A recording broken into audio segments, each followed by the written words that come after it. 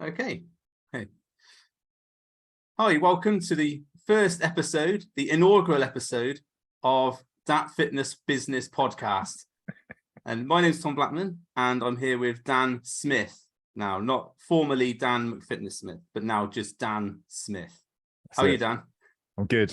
Back to plain old, boring Smith, which is why I changed my handle in a long time ago, many years ago, because there's thousands of Dan Smiths. So yeah, we were just discussing, Dan McFitness. The only people who really remember that, like the the OGs.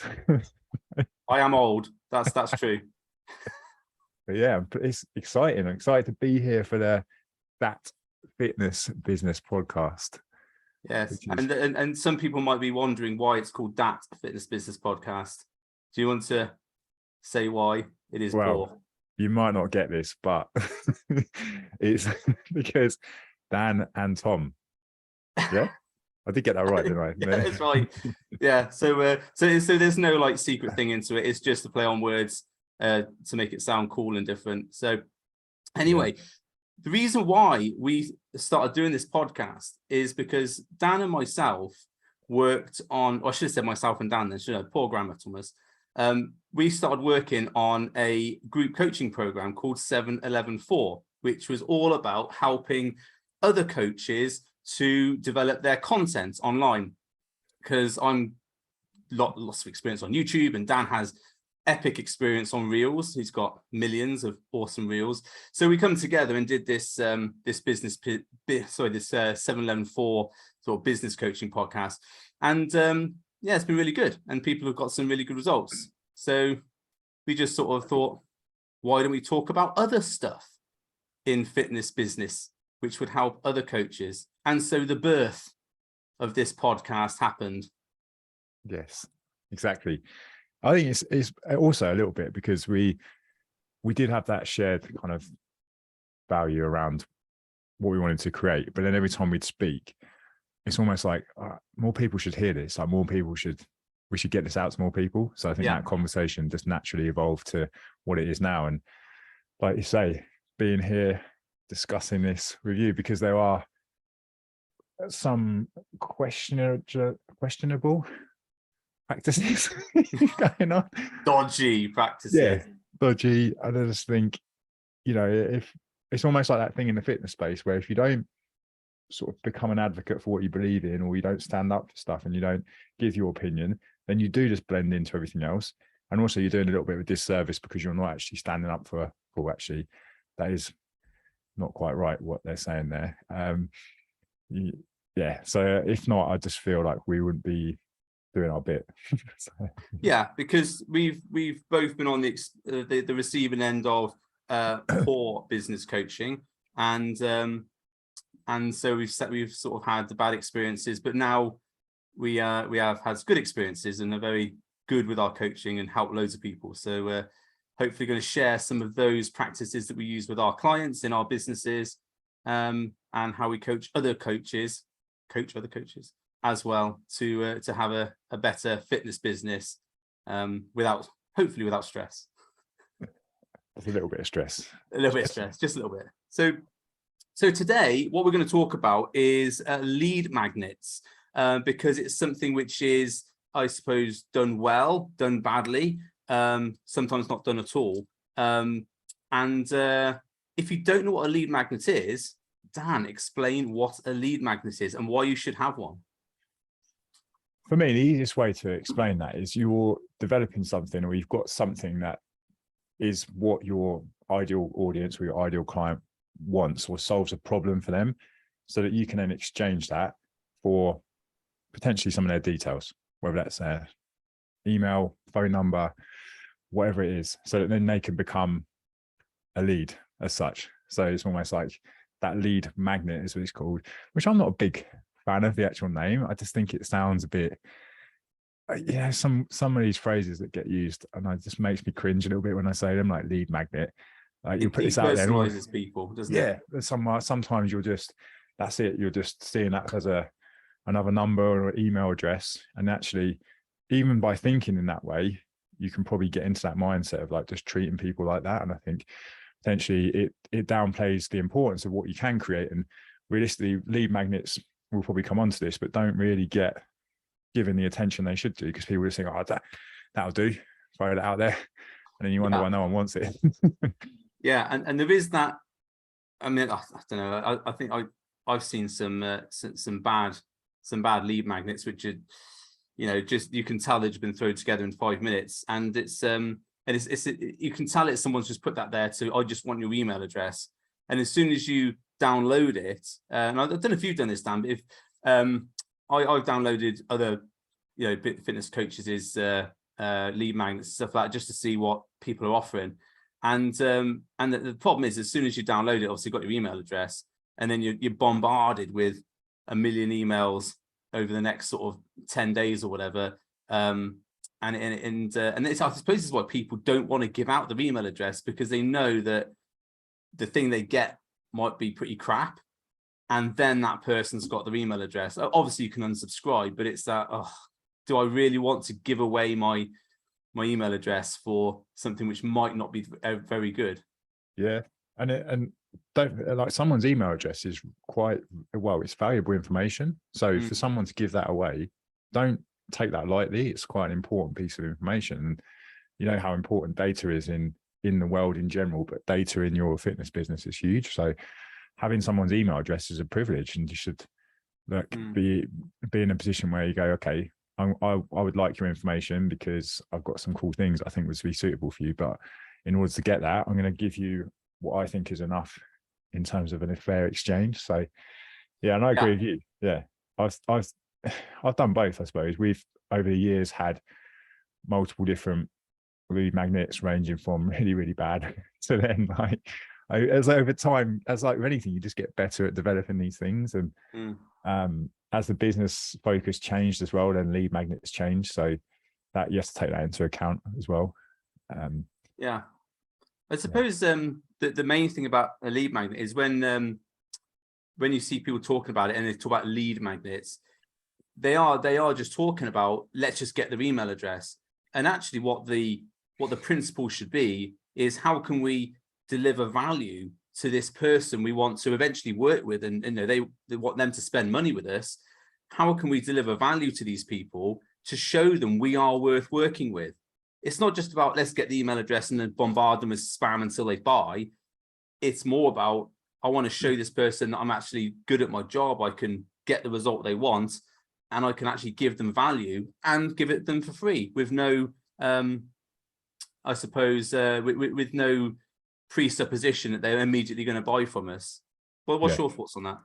Yeah, it should be that first initial exchange is just that part in the process, and then everything after that should be geared around nurturing and building trust and giving value, whatever value is. But like that, so know, like, and trust that people talk about. Then when someone's into your, we call it like an ecosystem within what we do in the mentoring, and that's like, once they're in there, perfect. Like, that's great, because they're in your world. Then they're away from social media, that noise. So it's like, right, let's treat them like a person, not just, I think it's different when you're emailing someone. I feel like you're speaking directly to that person. So part one is like that setting up of the effective lead magnet. But then the bigger part is what you're doing behind that to then sort of develop the relationship over time. And that's where, we've built that over the years now. I remember when we first started it, you'd have an ebook, and then it would go into recipe book. Yeah, recipe book or something like that. Everyone else had the same ones, like custom branded. They're not really, just change the name on it.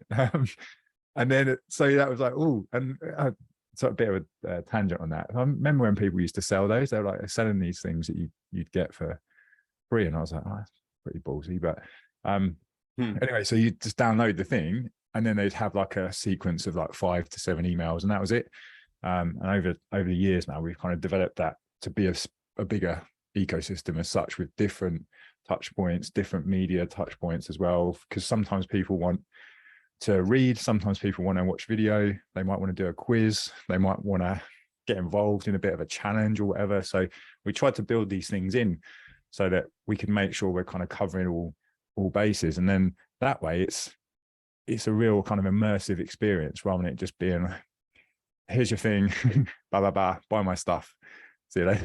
Yeah. I mean, there is that thing about, so, because I suppose if you want someone to spend, let's say, a couple £100 with you, then it's very, I suppose, especially with coaching, it's very unusual for someone to just out of the blue just go, oh yeah, I'll drop £300-400 on your program. They have to have some experience, like a try before you buy type of thing. And it's sort of like, it's something when I was on the DENT program, they're always talking about this. You want to get like a minimum signal. So a minimum signal is when someone say, when you say, oh, rather than, we talked about the chugger thing. Remember the chuggers thing we did for 714? The chuggers, they come into the street and they're straight on you going, hey, do you want to do this? Do you want to do that? Do you want to donate to this charity? And it's like, no, because I've literally just met you. Whereas if you say to people, I've got this charity, are you interested in some information? They might be more inclined to go, yeah, I'll be interested in that. And then you can say to them, oh, would you like to donate to this charity? And it's the same sort of thing with lead magnets. You just don't want to go, just jump on people and go, oh, do you want to buy my program? Do you want to buy this? Which is basically Facebook ads in it around Christmas time. And January is like, do you want to get shredded for January? Yeah. Just buy this program, whatever. You want to, I suppose, say to people, look, I'm a coach. I do this sort of thing. Are you interested in that? Would you like to try this thing to see what I'm like as a coach before you buy my main product? And I think that's quite an ethical and honest way to approach that sort of thing. And people are then, yeah, I don't mind trying it. No problem. What can I lose?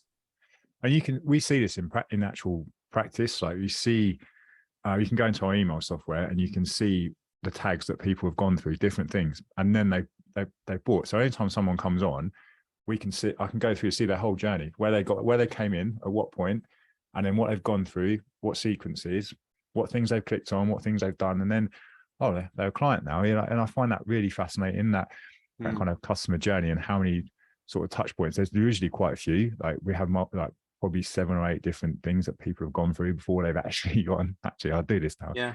Sometimes not always the case, but then they're like the more hyper focused buyers, aren't they? But most people need a bit more sort of foreplay. yeah, but it's like, isn't it? You don't just go to someone, oh, do you want to get married?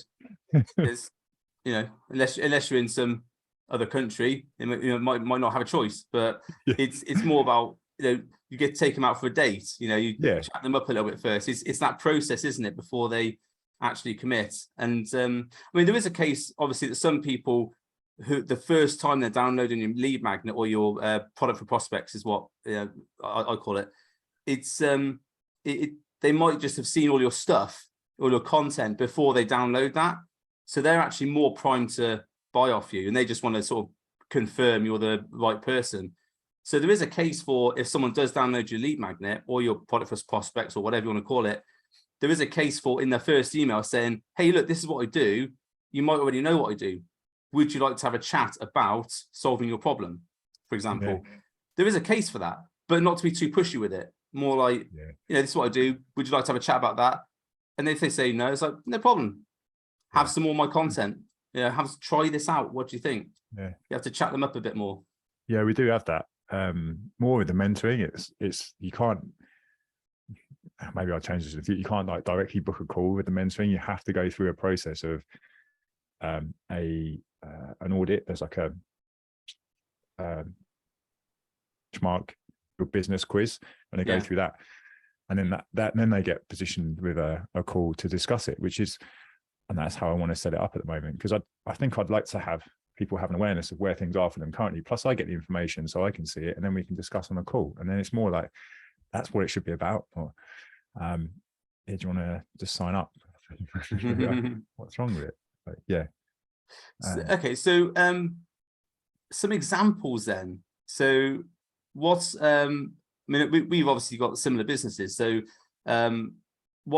give me one of your lead magnets used for your fitness coaching. One of them, we've got a strong human quiz, which is basically just they're assessed on 3 different areas and they get a score at the end of it. which then we can then have a conversation about, so we can break that down. So pretty simple. Yeah, that's one of them. Any more? Yeah, I've got one called the Vitamin T. It's a play on, if you don't, vitamin T is like a joke in bodybuilding world. Vitamin T is testosterone, but also my name's Tom, so it works quite well. But vitamin T is the 5-day program, so they can download it. They get access to my app for, I think, about 10 days, and there's 5 workouts plus 3 bonuses in there. So it's essentially a try before you buy situation. And I'll have a few emails saying, oh, make sure that, you try this and you do this, and, here's how to do the workouts properly. And towards the end, it's like, oh, do you know it's going to be running out soon? Would you like to talk about some coaching? Would you like to talk about having more workouts? If you've liked these workouts, this is the type of coaching I do. You might be interested in signing up. And that is the absolute sort of like the try before you buy situation, where because obviously if they download the workouts, don't like them, they're not a fit, because they're not going to fit my coaching at all. Yeah. So it's a good way of filtering out people who aren't suitable for the coaching, and also people who really are. Yeah. I like that idea, because we definitely toyed with having a trial in the past. I mean, we didn't go through it in the end, but something we are thinking about with the academy is having a trial period that they can come into. But all part of this is all of those bits fit into one big system. So we have the front end it's a guide to gym confidence at the moment, but that might change. And then they go through to the Strong Human quiz. Then they go through to, they've got a video series in there somewhere. I think there's a challenge in there as well, and then they go through to the academy. But at each point, they're like little mini offers. So there's like mini chances to book a call. Do you want to speak to us about this? Do you want to book a nutrition MOT is in there as well, stuff like that. So yeah, we just tried to make it cover all the bases. And then ultimately, if someone goes through all of that and they don't buy, then probably not going to buy anyway. No, and that's the thing, is you do get people who just aren't ready to buy, who don't want to buy for whatever reason, and not the right time for them. And there's obviously people who download lead magnets and never implement this stuff. I'd say that's probably 90% of people who download a lead magnet is, we've all done that. Do you want this free thing? Yeah, I'll have it. Email with a PDF. Okay, I'll put that in my important documents. Never read it.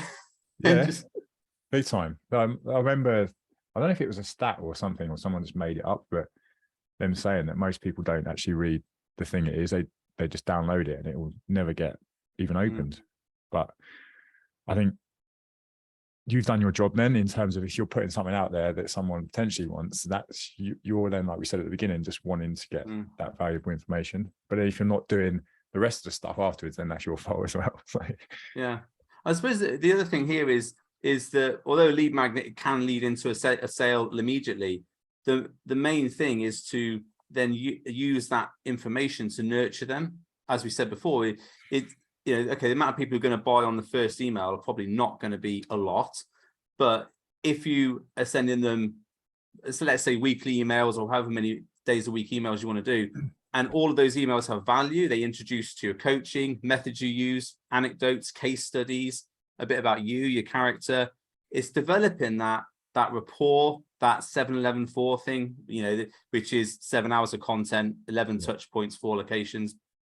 So it's developing that, I suppose, that relationship, isn't it? Which, again, a lot of people really don't service their email list, do they? They just have an email list, but they never email it with some regularity.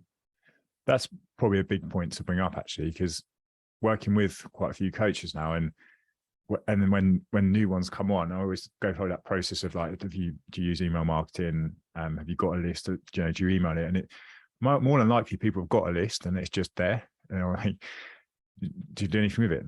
No, not really. Okay.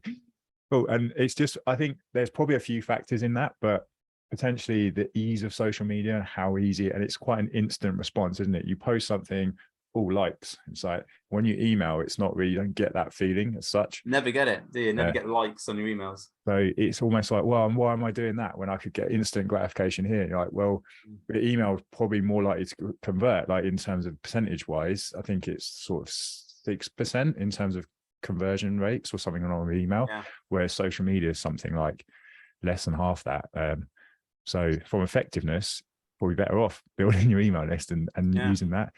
But, and also, what people don't sometimes get is that when people talk about like things like Facebook ads and stuff like that, targeting the ideal market, and we'll do that maybe in another podcast. But you know, when you get into Facebook ads and it's like you can do all the demographics and everything else, and what would my ideal client like? And you're not looking at your email list and go, well, there's all the people who said they're actually interested in my stuff. Yeah. And you're not sending them fit stuff, but you're putting money into Facebook ads. That does, I don't get that. I mean, those are the people who've actively said, yes, I'm interested in your stuff, and they can actually unsubscribe so you don't send them stuff when they're not interested. So you've got an email list with people who are actively interested in your stuff, but then you don't email. That's it. Even that coaches will say, "Oh, I've got it's not very big. You know, it's not that big." It's like, how many? Well, 50 people. I'm like, 50 people. Like, but you only need 10, 15 of them to buy from you, right? So yeah, like, it's not very. I'm like, yeah, but why aren't you doing it? I'd still be emailing them. Everyone's email list started from zero, didn't it? So it's like, yeah, do it. Unless you buy one, of course. Yeah. You can do that as well. Yeah. And then everyone unsubscribes. It's interesting you mentioned about that Facebook ads, because you can take your email list now and port it across. Yeah. I think you have to have 1,000 people on your email list to do that, though. But when you port it across, you can then create a lookalike of all those people on Facebook ads. So yeah, there is that there. You can potentially reach a larger audience, but then those people are still like they're at the cold end. You've still got to bring them into your funnel. Yeah. And the people who are on your email list are sort of mid funnel, aren't they? They're ready to. Some of them ready to buy, some of them aren't. We do quite a lot of stuff where coaches will set up like quizzes or kind of questionnaires or stuff like that, or surveys within there, and not only will they get that as part of the process, but the information that they get back from that they use from a research point of view, because then I'm getting feedback from them saying, oh, this is really cool, I find out so much about my audience and the things that they want, the help they need, and so then that gives you an even better approach to then targeting your message on social media, or what you write about in your emails. Potentially you'll change it depending on what you get feedback on. So don't see it as just like it's this one purpose of just getting an email list. You can actually gather some information from your audience. And I think that's the key thing, isn't it, is that we're now in a data-driven age where the people who have the most data will have the most. You can see that on like previous presidential elections and UK elections. The people who manage the data, they're the winners, aren't they? So if you've got you've got a quiz, I've got something called the diet ecosystem test, which is about, I think it's like 38 questions, but it will analyze that and then give them a score of how good their diet is based on all these questions. And I use that when I'm talking to new clients to say, well, we can see here your score for, say, workouts is really high. So not really needing to focus on getting you to the gym, but look, you're eating, that's not so good. So let's zero in there. Yeah. And because that's a free lead magnet that I've got, and it gives them a little report and everything else. But the key thing there is that they get really useful information and usable information, which then, if we get onto a call, can then be used to then make their coaching better. So they can see the value in doing it. And from your perspective, or my perspective, all the questions are designed for stuff that I see people having trouble with. So, do you know how many calories to eat, for example? And if the majority of people are saying no, well, then that your content needs to move towards that as an educational purpose. Yeah, that's a really cool way of using, because in the past it was just a lead magnet. It was just like an ebook, wasn't it, or something, get a download, and then you couldn't really get that back. But yeah, we do a similar thing with the benchmark your fitness business scorecard. And that's 6 areas on like sales, marketing, service delivery, lead generation. I think it's also got in there like your vision and like what you want from the business. So we're focusing on all areas, but then similar things. So we'd have a call and I'll just pull that up, go, oh, you scored 30% on lead generation. Like what do you have in place at the moment? And it just makes it easier to dig into those questions. And 100%. That makes you a better coach as well. Yeah. Which is ultimately what we're looking to do, isn't it? Make people better coaches, not just money machines, although that's nice as well. So, okay. So what shouldn't we put in a lead magnet? What's the real no-nos for putting into a lead magnet or product for prospects, whatever you want to call it? What shouldn't you put in there? I suppose for me, then it's really looking at, I don't know if there's anything I wouldn't put in there, but I wouldn't overload it with just like loads of features and things that potentially you're like, if you just push to sale all the time, I think there should be a lot of stuff in there that's geared more around solving a problem. So if I downloaded something and it was just all about sign up, buy this, it would probably put me off. Whereas if I downloaded it because it was promising to solve a problem, then I'd want it to be focused on that. But in terms of what goes into it, I don't think there's anything specific I can think of. I don't know, why can you? Well, so what you touched on there, if say for your lead magnet, if you've got stuff in there which is completely irrelevant to your business. So for example, I used to use the recipe books thing for lead magnet when my business was more focused on nutrition. Now I still have the recipe books as a sort of a client giveaway thing. So in my coaching group, they get the 30 recipes every month as part of their client package. So I still use it, but I don't use it as a lead magnet because people who are looking for more recipes aren't necessarily interested in coaching and aren't necessarily interested in doing the type of workouts that I coach. So really the people that were coming in off that were just people who are interested in recipes, you know. And what I found was my email open rate was a little bit down. When I removed that and instead changed to the vitamin C and the diet ecosystem, diet ecosystem is all based around lifting, training, you know, getting in great shape, and vitamin C is sample workouts.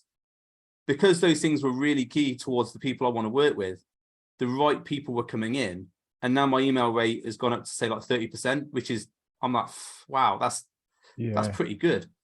So I think it has to be, and this thing, people say, oh, I've got a lead magnet in, but it's not, it doesn't solve the problem. It doesn't, it might solve the problem of not wanting more recipes, but it doesn't solve the problem of I'm looking for people who I like to work with.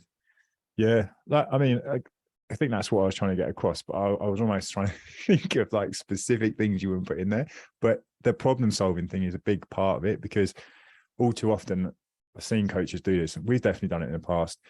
We've created something based on what we think they need, and we haven't actually found out that what they actually want, and then created it off that. We haven't researched, we haven't surveyed, we haven't gone out there and asked the questions on this. So by doing that simple action, which we should be doing anyway, we've kind of gone, oh, this will be really good, let's create that, and then put it out there and gone, well, no one wants it. Or like you say, the people signing up are just not right for your business. And I see that happen with things like calorie calculators as well, potentially, because some people, if they are going through and doing that, there's an insight into, they want to know a little bit more about nutrition, but that's probably it. I don't know, unless it was positioned as something like, take your calorie calculator here to work out your macros for muscle building, and you're like, okay, cool, there's something else in that then. But I don't know, we have thoughts on that. Well, I've got calorie calculators on my website. But I've got one for like mainly fat loss, and then one which is called muscle gain calorie calculator. Interesting that the calorie calculator does get a lot of hits. I look at my Linktree stuff to see the link. It does get a lot of hits, but it's mainly like a tool, which I say to people, look, if you want, people say, oh, how many, they get DMs, whatever, oh, how much calories should I be? Do you know what? Go here. Here's my calorie calculator. It saves the conversation where, you know what I mean? It helps them, gives them immediate value. But I don't use it as a lead magnet, as in, I mean, you can, there is a button that says, would you like these emailed to you? click here, but it's on the screen when they do it, so they don't have to do that. They don't have to click the email thing. But then people who sometimes come back and said, oh, I've done these calories and everything else, do you think that's right? And then that initiates a conversation. Yeah. So it's more, not so much getting the email address, it's more introducing them to my, like you said, your ecosystem. So this is one of the things I do, calorie calculators, but it's no one's going to buy your coaching straight off that, but it does get them in, okay, what else has he got? What other things can he help? And like you said, with the tags, I can see people who've come in, say on the calorie calculator, vitamin T, so I can see the process they've gone through, and that can be discussed at a call, like you said. Yeah. I think for that way, it's a great way because we think about these lead magnets as being this process that is just being downloaded then into emails. But there's so, like you say, you could have that through social media. So for your messages, we're using stuff like the ManyChat stuff I was chatting to you about the other week. But because that keeps them on that platform where they are. You can just open up conversations by having something like that really easy. So yeah, I think it's good to be able to think about it not just in that context of, oh, it's email only. Although the ManyChat thing can still capture the email in it. So yeah, good. But I think that the one of the key things that people miss is we want to start conversations with people. We want to show that we're people, not just like robots who are trying to sell stuff. The more conversations you can have with people, it builds up that rapport. And then first of all, you find out if they're the right people to work with. You really don't want people who are like tough clients, do you?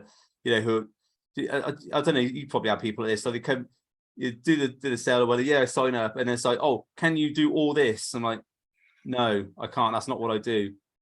And they're like, oh, but I paid you money now. I'm like, oh, okay. Either refund your money or do this extra work, which you're not set up for. Have you had that? Yeah, you want to have your clients, don't you? Like your type of clients, those people who align on personality, values, just those kind of things that should come through from ultimately being able to put that through any of the platforms you use, which is this is kind of going off into a bigger subject, but another reason why it's important to have your own way of doing this and your own things and not get too drawn into like, oh, that person's done that, so I need to have a recipe book, or that person's doing this free trial, so I need to do that. So well, let's find your way of doing it, but ultimately put your own personality behind it, and then that way you'll connect with more people who are aligned with you, and then you won't get those people hopefully coming into your life. It's the first filtering process, isn't it? I said like the recipe book thing for me was, it was not a good filter because it pulled people in who just weren't interested in training at the gym, for example. So I think again, that's what people don't get, is like it's the filter for you. It's not just about, oh, how many emails can I get?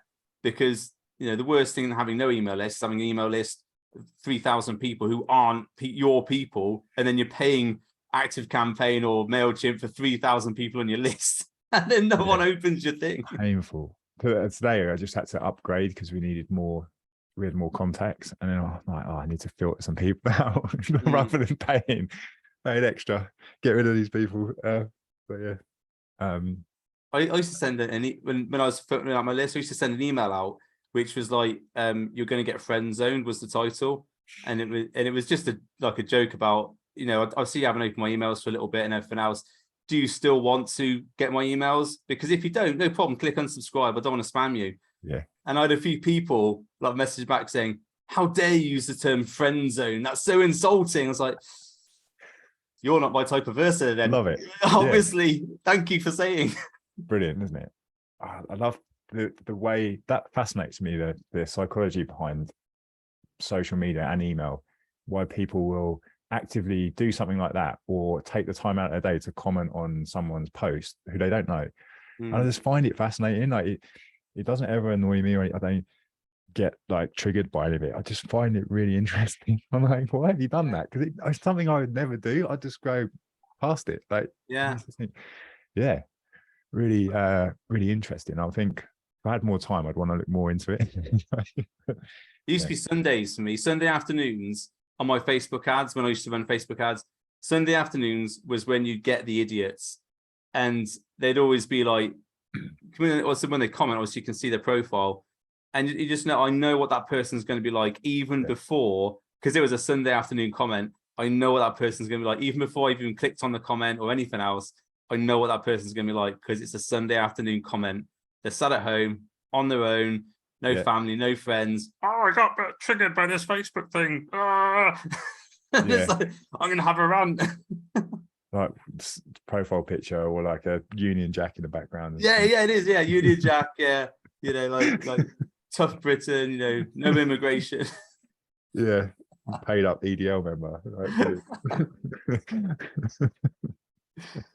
Oh god. Okay, so I think we've gone through all the points we had. Is there anything?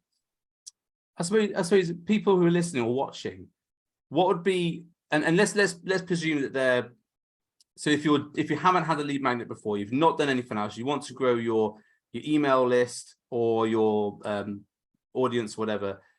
Where's the first thing you need to do to get to that sort of first lead magnet you want to send out? What's the low cost, easy way to do it? Easiest thing.